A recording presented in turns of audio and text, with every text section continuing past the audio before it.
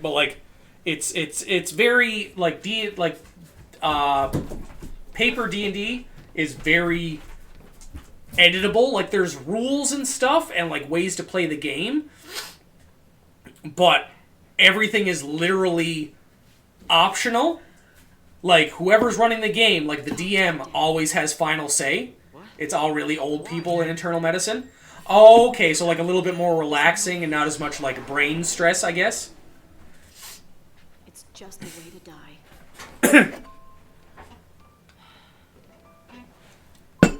Like there's a lot of people that can make D&D very unfun. Staying alive. But there's like a lot of people that can make D&D really fun. I can't give you hope. So it's If you go to see your father. D&D in high school, not participating, but friends chatting about it. Yeah, like that's and that's like the biggest thing about it is like it's very much word of mouth. Because there's like a lot of people who can who think they can't get into it, but then when they get with like that right group of people and like the right person running the game, like it can go wild. Because like it like the meme where you see what people think D&D is really going to be like, and they show like that Lord of the Rings serious scene where you got like Aragorn and Gimli and Legolas, and they're all like, yeah, let's get in there, we're gonna like rip everything down, it's all gonna be great. And then like it's like, but what D&D is actually like, and it shows that cut from Monty Python or like some like really ridiculously funny fantasy setting. It can go to both of those really fucking quick. My youth want me to start a D&D group, but I have no idea where to even start. The easiest thing to do is to pick up a player's handbook. They're usually like, I think like 60 to 80 bucks. Excuse me. That was very unintentional. I apologize. Or you can even go on like Roll20 is a good source for like beginner information because you get access to a lot of the beginner stuff. But it's based. Also that. My wife was just mentioning there's also a lot of pre-done adventures, so you don't even have to make up your own stories. There's a lot of pre-done stuff where it gives you like the stat blocks for your monsters. It gives you like the environment that you're in, where your people can go. And in all honesty, that is a lot of D&D. There's a lot of people that play D&D. Okay, taking notes. May do a little research after the holidays. I'll have to find pre-done, and pre-done ones are easy to find. They're everywhere, and there's people that make pre-done ones, so you can find a lot of like made content. Like especially if you're just starting out, pre-done stuff is definitely. I'm not playing with your bone. I'm not. Mother is over there. Go get mother. I'm not playing with your bone. I'm playing this game. This game, and I'm talking to these people. I'm telling them very vital information. Don't lick my finger. But yeah, like doing a lot of the pre-done stuff and the already done things is definitely the way to go when you're starting off. Like you can even get pre-rolled characters. Like there's some campaigns that will come with pre-rolled characters that you can just give people to play as opposed to having them make their own. Because every time you play D&D, you always need to have a session 0. I thought that was a child you were talking to. No, that was my dog. That was my dog. The children are just as ridiculous, but I doubt any of them are going to give me a bone to play with or lick my finger when I point at them. But like every D&D needs a session 0, and session 0 is usually building characters, setting up your initial rules, setting up kind of like the premise of what your world is like or the adventure that you've picked to go on. Especially if you're using like pre-done ones. And the funny thing is, like, especially like BOWs, like I know you were mentioning Baldur's Gate 3 before. Character creation is sometimes like a lot of the fun of D&D, like sitting there and playing, like if you're doing like custom characters for something and like, you know, like you've gotten past like the initial stages and you feel comfortable enough with that. Character creation is like so fun, thinking about, you know, what you want your character to be about, thinking about how you're gonna level them up, like how you want them to interact with the world, like backstories and stuff like that. And like, don't get me wrong, none of that is necessary, and it can still be fun. Like, you can have pre-done characters, and everything can go just as well as if you have like custom done stuff. Like, I've been playing it long enough where I like to do the custom things. So like, I'm setting up, like, the game that I'm running, like, 100% custom world.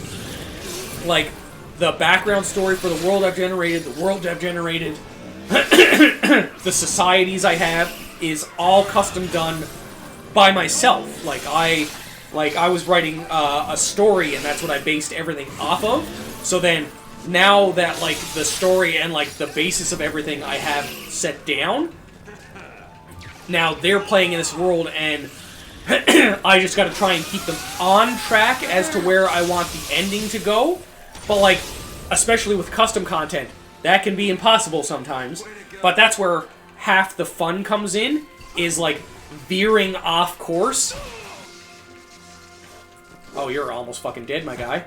It's a good time veering off course. Yeah, like, letting them pick characters. And that's a valid assumption. Like, especially if you're starting out, and like especially if you're running the game, or it's your first time running a game, you want to keep things pretty simple, especially if you're running a game for the first time. See, and where you're saying only because it could be massively inappropriate, that's where Session 0 is really important, to set down rules and barriers and guidelines. I know there's a lot of people out there that I've been seeing on, like, different TikToks right now, where they say, that doesn't make sense. Oh, I fucking hate my nose. The military's got all kinds. Where they say, oh, it's a fantasy thing, like, I'm playing a fantasy character, I should be able to do anything that I want. I'll handle the bad guys. And I 100% disagree with that. Like, especially where it comes up to, like, essay topics and stuff like that, because, like, you know, some people have gone through that, and they, like, it's, unless everybody is okay with it happening in the story, you do not need it. There is no point in time where you need to even hint to that. It's forbidden at LARP. Like, it, and, like, there are some, like, yeah, like, a lot of LARP things, like, forbidden. There's a lot of people that I know that would 100% be against it. I am 100%, like, I will never put that in any game that I run, and I will never play a game that has that in it. The second anything that comes up like that in a game that I'm playing, I will walk the fuck away.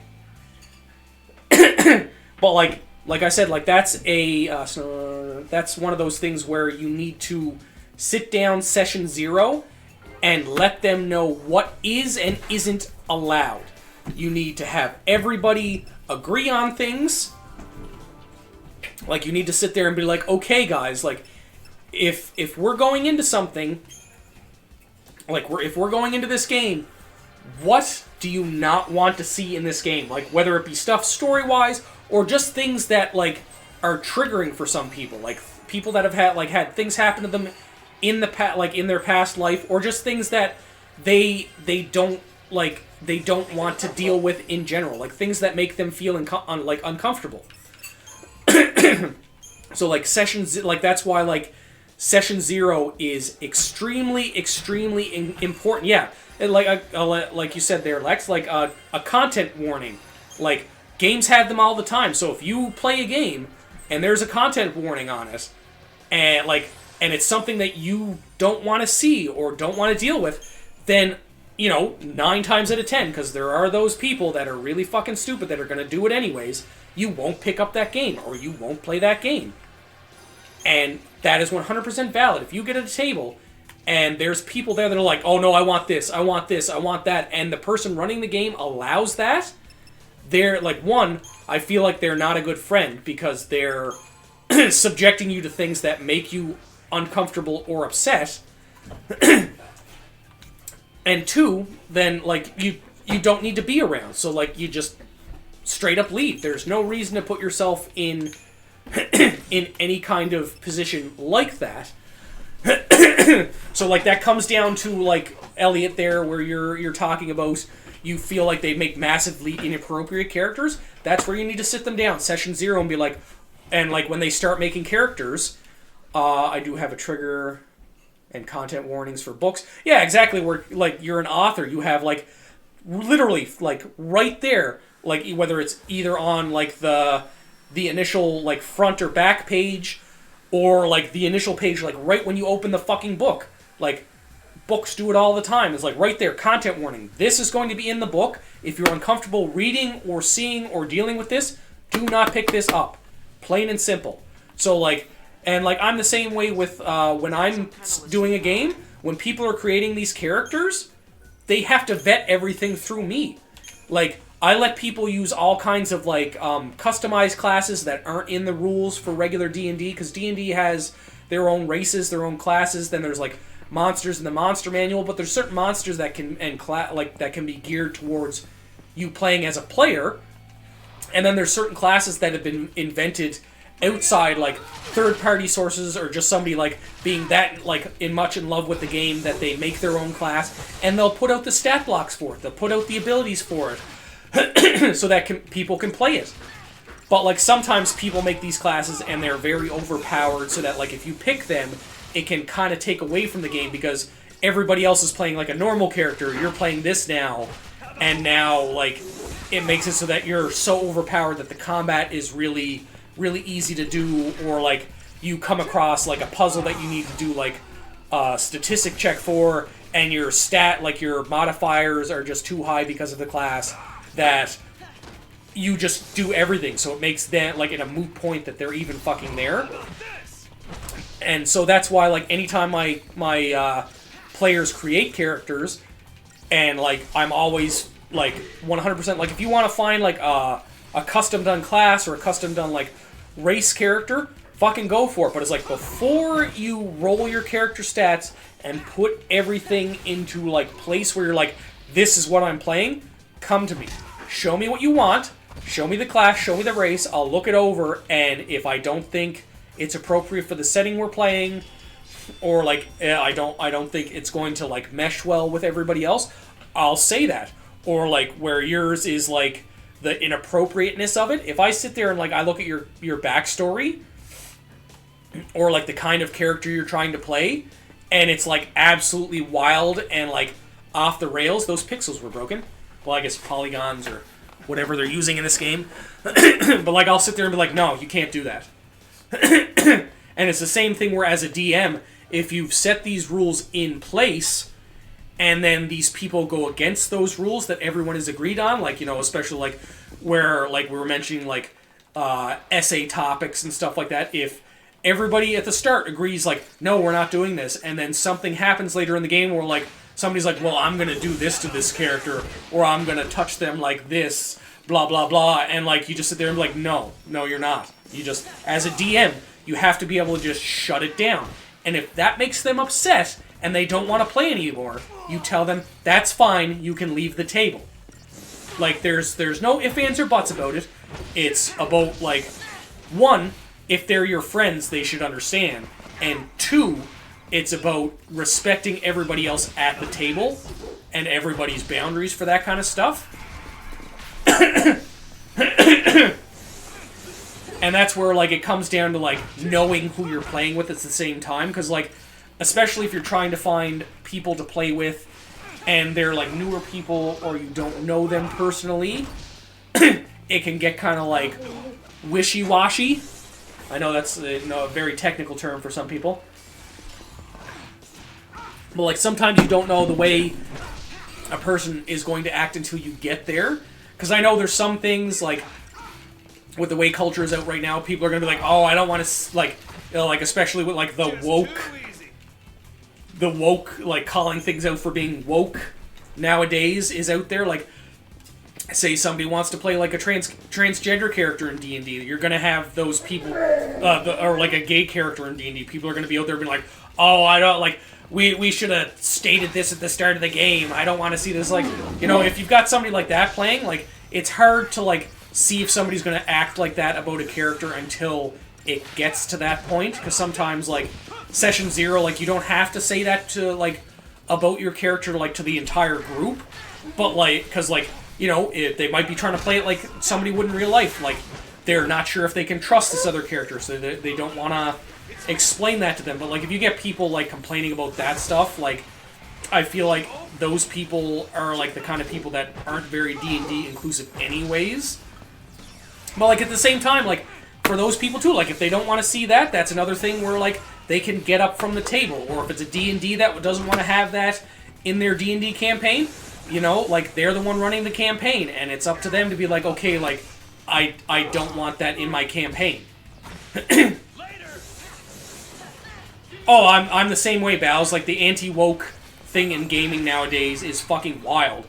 And the fact that people say, oh, games were never like this before. Yes, they were. They were, and they have always been, like, same with people, like, with the, well, I guess the political thing follows under the anti-woke movement.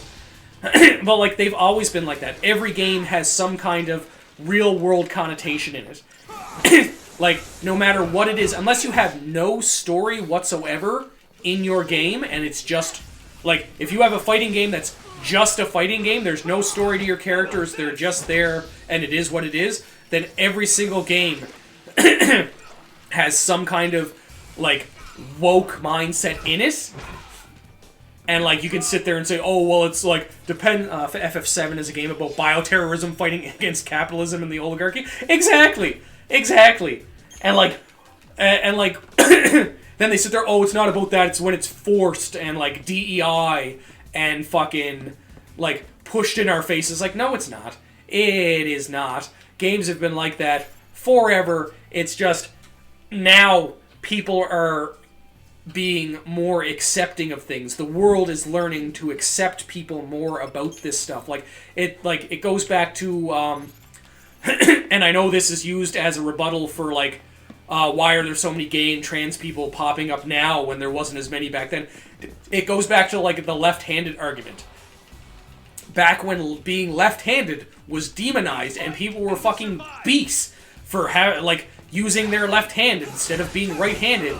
Like, the second that was like, oh, well, no, this is, like, a normal thing. Some people just can't use their right hand and we're born, like, having a dominant left side. The amount of people that were left-handed fucking skyrocketed. People don't understand, like, people don't seem to understand that the, like, this is almost empty. The amount of people that were gay or trans or, like, bisexual and all this stuff, or part of, like, just, like, you know, part of the LGBT community, they were always there. It's just, and, like, it's still happening now. You can't fucking say it's not, because it is there, especially with this, like, fucking mindset. But, like, they were fucking beasts, and they were killed, and stuff like this, just because of something that is who they are, and something they can't change. Like, it is who they are as a person. It's not something that they were taught. It's not something that they learned. Yeah, people have always been gay and trans, like, women, black, brown. Yeah, like, these people have always existed. It's just, it's no longer acceptable to, although that's starting to turn around with the way politics is going nowadays. But, like, it's no longer as, and I'm going to say as okay to hate them, because 100% people still hate them, and people still, like, push this out that, like, they're fighting against these people being treated like normal individuals.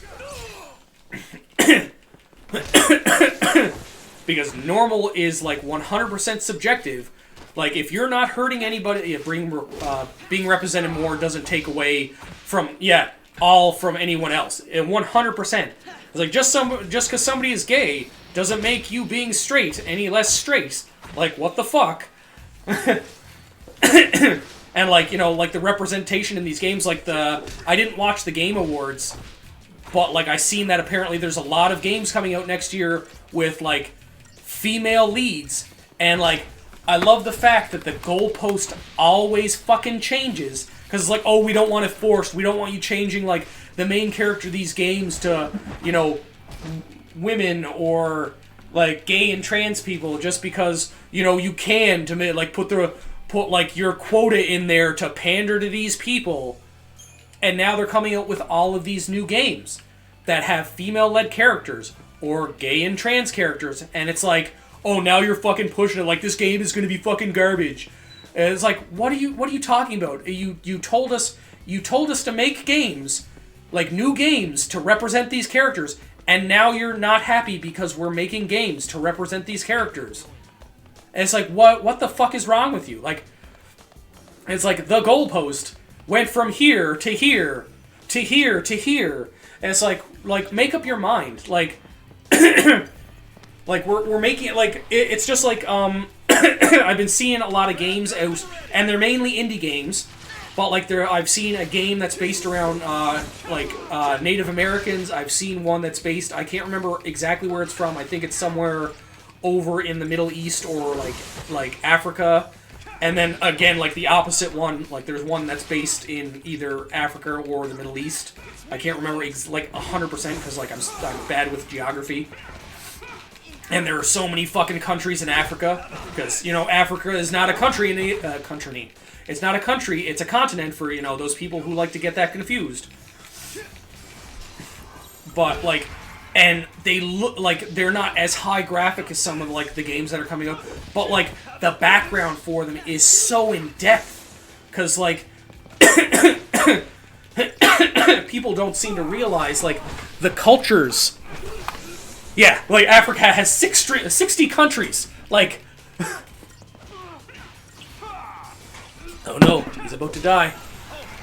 But like the friggin' the culture that these places have is fucking wild.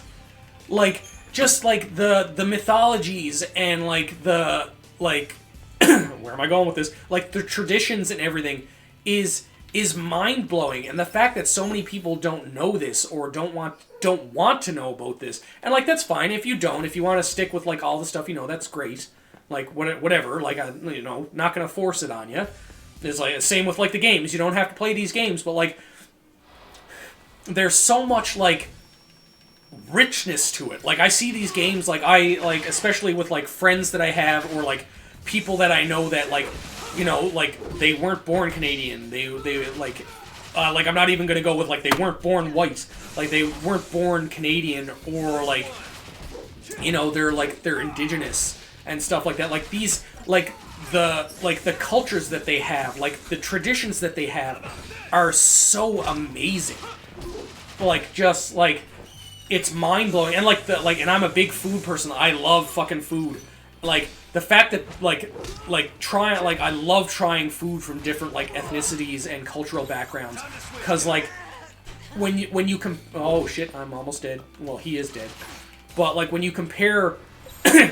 The food that like we have as like just like I'm just gonna go with like white people on this, and you compare it to like Indian food, you compare it to indigenous food, you compare it to like African, Jamaican, Japanese, like all these different cuisines. It's vastly different, and like the flavor palette is amazing. Yeah, different African tribal mythologies are wild. Like, yeah, exactly. I have not had Ethiopian food. But, like sitting there and, like, especially when, like, they bastardize fucking a lot of, like, different ethnic cuisines. Or call it somewhere, like, Chinese food. A lot of the things that people know as Chinese food are not Chinese food. It's American Chinese food, because it's like a lot of those things they don't have over there. Like it's just the way it is. They're just doing it to make it seem like more ethnic,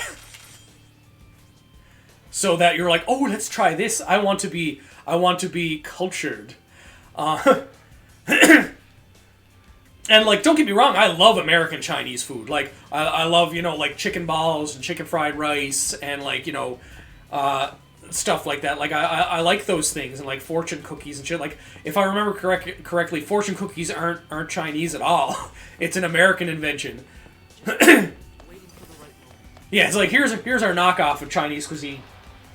But like when you sit out there, like I've had like actual like authentic like Japanese ramen before, and like compared to like the stuff we have over here, it's fucking vastly different. Like there's a Japanese food place in Halifax in Nova Scotia, and like it's all of the staff besides like some of the servers is they're all of Asian descent, and like they do everything from scratch. You can see them cutting up the fish and all ingredients for like the handmade fucking sushi that they do. They do all of their they make all of their broth for their ramen from scratch. Like I think it's soft boiled or medium boiled eggs for ramen. I can't 100% remember. But like they sit there and do all of that from scratch, and then it comes out, and like the bowls are fucking huge. But like another thing that people don't seem to realize is like the ramen that we have here, like the Mr. Noodles and stuff.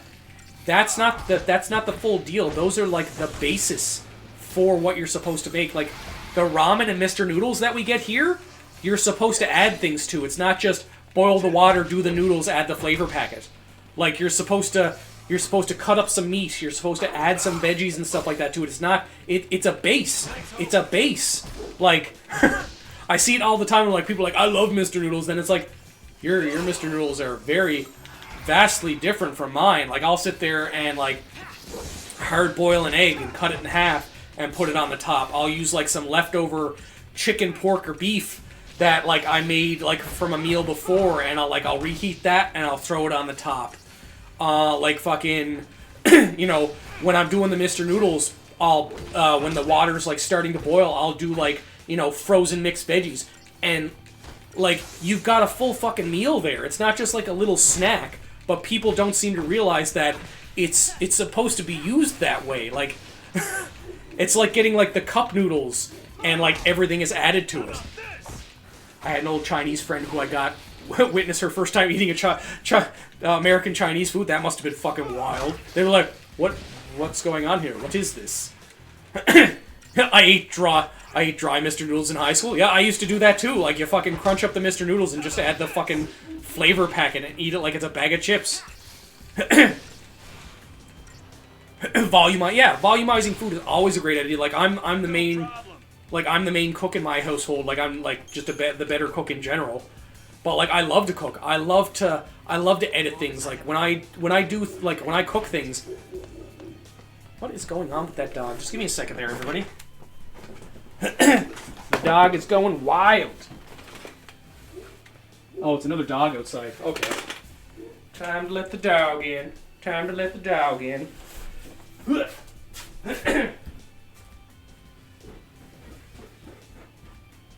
on, Luffy. Get in here. Leave the other dog alone. He's been here before. Come on. In the house.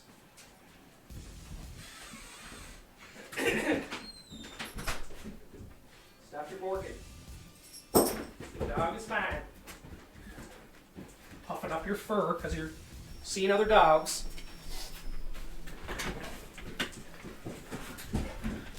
And I love learning the way food is based on history. Oh, like me too. Like, but yeah, like anytime I make any kind of food, I try to do as much of it as I can from scratch. Obviously, that can get time consuming, so like I don't do it like all the time. But if like I'm doing like a big meal or something like that, like if I'm making a turkey, mashed potatoes by hand, stuffing from scratch, gravy from scratch. Like I'm tearing up the pieces of bread, I'm spicing them, like everything like that. The gravy, I'm using the drippings from the turkey, you know, add a little bit of cornstarch or flour to it. Shouldn't need to add any spices because the spices are on top of the turkey and they're dripping off.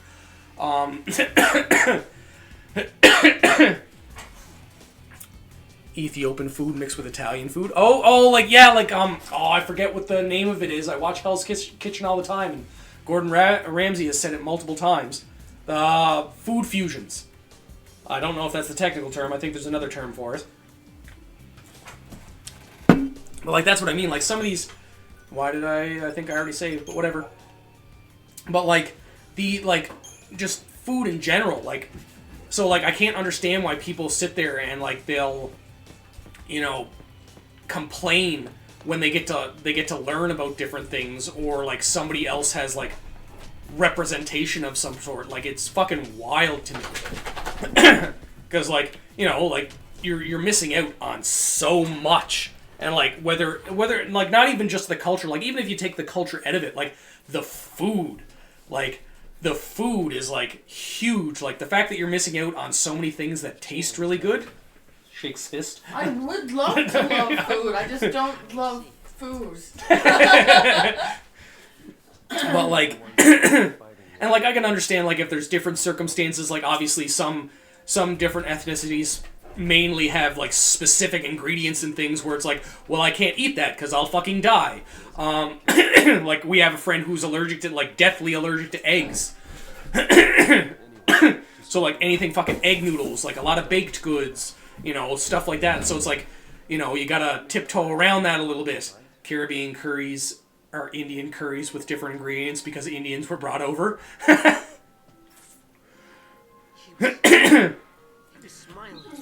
But, like, stuff like that, like, so I can understand that, or, like, different mental blocks and stuff like that. Like, me, myself, I'm a big, texture person.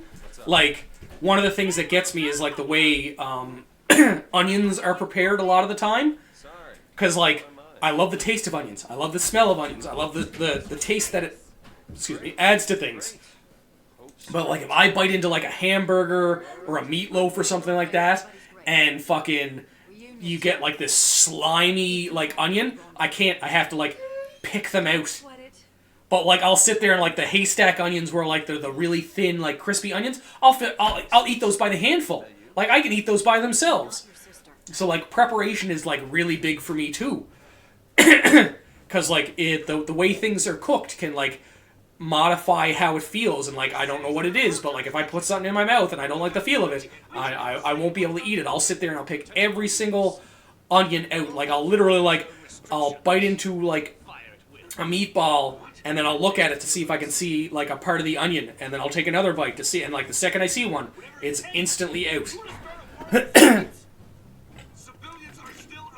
But, like, not a big fan of Mediterranean food because they're cucumber heavy.